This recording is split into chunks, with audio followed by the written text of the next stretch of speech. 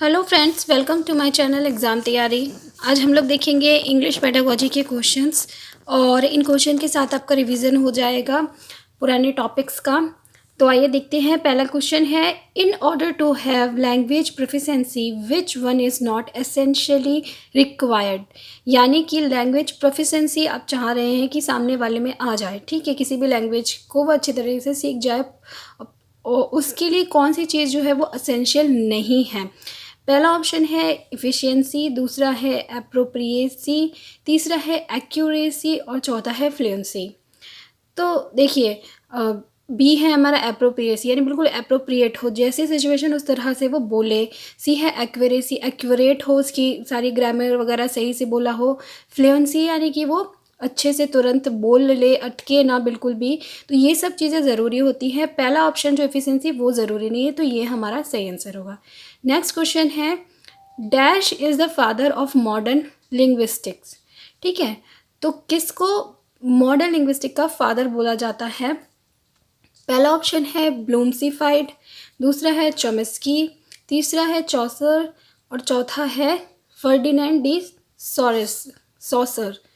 तो बताइए, देखिए इसमें क्या है, इस तरह के जो क्वेश्चन होते हैं वो कैसे होते हैं हमारे, आपको डायरेक्ट उनका आंसर बताना, उसमें कोई ये नहीं होता कि आपको कुछ, अगर आपको पता है तो ही आप कर पाओगे, नहीं तो नहीं कर पाओगे। ठीक है, तो जो मॉडर्न लिंग्विस्टिक की बात की गई है यहाँ पे, तो मॉडर्न लिंग्विस्टिक के फादर जो है वो है हमारा ऑप्शन नंबर 2 चॉम्स्की। चॉम्स्की जो है वो बहुत ज़्यादा फेमस भी है, आप सबको पता है, और इनसे बहुत क्वेश्चन आते हैं, इंपॉर्टेंट भी है। ठीक है, नेक्स्ट क्वेश्चन देखते हैं। A phoneme is a dash. Phoneme क्या होता है? ऑप्शन फर्स्ट है technique to improve pronunciation, B है साउंड पैटर्न, सी है लेक्सिकल आइटम या डी है सिंगल साउंड यूनिट। तो मैंने एक वीडियो भी बनाया, वहाँ पे छोटे छोटे जो टर्म्स हैं जिनसे अक्सर क्वेश्चन आते हैं इंग्लिश पेडागोजी में, वहाँ मैंने आपको बताया फ़ोनीम क्या होता है, और बहुत सारे लेक्चर्स में बताया फ़ोनीम क्या है। तो फ़ोनीम क्या है? हमारा option number D single sound unit. Phoneme क्या होती है? एक सिंगल साउंड यूनिट है, सबसे छोटी साउंड यूनिट है, उसे हम फ़ोनीम कहते हैं। ठीक है, तो ऑप्शन डी हमारा सही होगा। नेक्स्ट क्वेश्चन देखते हैं। A good listener can dash, यानी एक अच्छा लिसनर है वो क्या हो सकता है? पहला ऑप्शन है correctly respond to every question asked, दूसरा है pronounce each and every word correctly, तीसरा है understand how to spell a word, और चौथा है recognise how intonation is used. यानी गुड लिसनर की बात की गई है। लिसनर कौन होता है? जो सामने वाला कोई कुछ बोल रहा है और आप जो है उसे सुन रहे हैं, तो सुनने वाला लिसनर होता है। तो लिसनर की क्वालिटी क्या होगी गुड लिसनर की?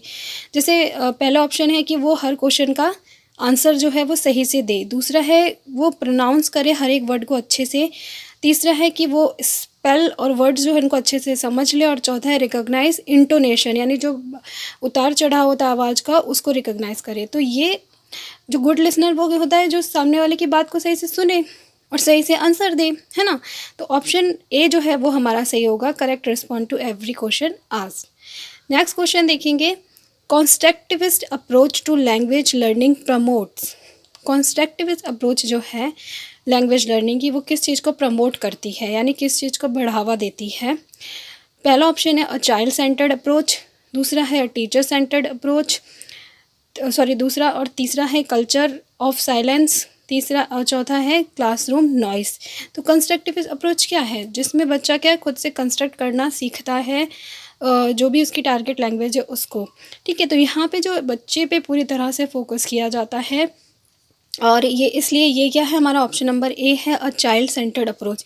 ये एक चाइल्ड सेंटर्ड अप्रोच है और बहुत अच्छी अप्रोच है। इसका यूज़ जो है वो हमें ज़्यादा से ज़्यादा करना चाहिए, लेकिन हमारे यहाँ पे मोस्टली जो है टीचर सेंटर्ड अप्रोचेस जो होती हैं उन्हें यूज़ किया जाता है। क्यों? क्योंकि वो टीचर्स के लिए आसान होती हैं, लेकिन हमें क्या है, एक चाइल्ड सेंटर्ड अप्रोच को ही ज़्यादा यूज़ करना चाहिए। ठीक है, नेक्स्ट क्वेश्चन देखते हैं। इंटेंसिव रीडिंग स्टैंड्स फॉर, यानी इंटेंसिव रीडिंग के बारे में आपको बताना है। पहला ऑप्शन है reading for enrichment of vocabulary, यानी कि हम ज़्यादा से ज़्यादा वोकेबलरी सीख सके, इसके लिए रीडिंग की जाती है। दूसरा, reading for developing literary sensitivity, यानी जो भी हम लिटरेचर पढ़ रहे हैं उसके प्रति हम सेंसिटिव हों, वो डेवलप हो सके, इसके उसको इंटेंसिव रीडिंग कहते हैं। तीसरा है reading the text in part of details, ठीक है, यानी कि हम रीड कर रहे हैं कुछ कोई डिटेल, हमें किसी पार्ट के बारे में डिटेल नॉलेज चाहिए उसको पता करने के लिए। या चौथा है रीडिंग फॉर प्लेजर, यानी अपने आनंद के लिए, अपने मज़े के लिए हम पढ़ रहे हैं। तो इंटेंसिव रीडिंग इनमें से क्या है? हमारा जो ऑप्शन नंबर थर्ड है, reading the text in parts of detail, वो सही आंसर है। क्योंकि इंटेंसिव रीडिंग कौन सी होती है? जिसमें हम इंटेंस होके पढ़ते हैं, यानी गहराई से पढ़ते हैं। हम गहराई से कब पढ़ते हैं? जब हमें कोई नॉलेज गेन करनी है, कोई डिटेल चाहिए, ठीक है। तो हमारा ऑप्शन सी जो है वो सही होगा। नेक्स्ट क्वेश्चन देखते हैं। नेक्स्ट क्वेश्चन है, scanning is a reading activity which helps the learner to dash from or of the text, यानी स्पेशली आपको बताना है स्कैनिंग जो रीडिंग एक्टिविटी है वो क्या है, किस चीज़ में हेल्प करती है लर्नर को। पहला ऑप्शन है ड्रॉ आउट इन्फॉर्मेशन, दूसरा है develop competence in the linguistic item, तीसरा है know the meaning of the words, और डी है एनरिच द वोकेबलरी। स्कैनिंग मैंने आप बहुत अच्छे से पढ़ाया है, आपको मतलब भी समझाया है क्या होता है स्कैनिंग। तो इसका क्या सही आंसर होगा? पहला ऑप्शन इसका सही होगा, ड्रॉ आउट इन्फॉर्मेशन, ठीक है। स्कैन करने का मतलब ही होता है कुछ निकालना, इन्फॉर्मेशन। नेक्स्ट क्वेश्चन देखते हैं, decoding stands for dash, decoding क्या होती है? पहला ऑप्शन है deciphering the sound in words and sentence, B है only recognise the difference between sound, C है failure to understand the given text, और D passing on a message to other. तो decoding होता क्या है? किसी भी चीज़ को आपको एक कोड वर्ड में बोला गया है, आपको उसको डिकोड करना है, यानी उसको समझना है कि उसका मतलब क्या है। तो हमारा ऑप्शन ए जो है वो सही होगा, deciphering the sound in words and sentences, ठीक है, कि हम जो भी साउंड है उसमें क्या है, वर्ड्स और सेंटेंसेस में उसको कर सकें। तो ये हमारा डिकोडिंग, यहाँ पे जो है डिकोडिंग की प्रोसेस होगी, ठीक है। छोटे छोटे टर्म्स हैं, लेकिन जो अगर आप उनसे बिल्कुल क्लियर नहीं है तो आप क्वेश्चन जो है नहीं कर पाते हो।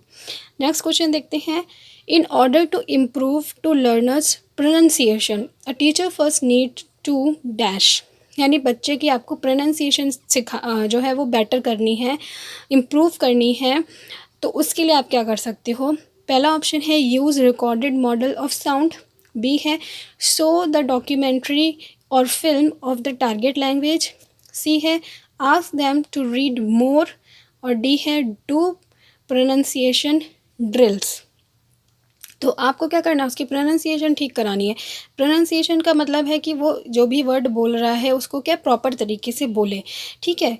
तो उसके लिए सबसे अच्छा तरीका होता है कि पहला option recorded model of sounds, यानी रिकॉर्डेड मॉडल आपके पास है साउंड्स की कैसेट वगैरह, उनको आप बच्चों को दो, वो उन्हें सुने, और जितना ज़्यादा वो सुनेंगे उतनी ज़्यादा अच्छे से वो सीखेंगे कि हमें किसी भी वर्ड को किस तरह से प्रोनाउंस करना है, ठीक है। तो ये सबसे अच्छा तरीका होता है, सबसे पहला यही ज़रूरी होता है। नेक्स्ट क्वेश्चन देखते हैं, according to which one of the following linguistic language can not be sub standard may be non standard, यानी किन लिंग्विस्टिक के द्वारा ये बात बोली गई थी कि language can not be sub standard may be non standard. Option first है विलियम लेवर्ब, दूसरा है स्टेफन क्रिशन, तीसरा है चॉम्स्की, और चौथा है बेसिल बर्नस्टीन।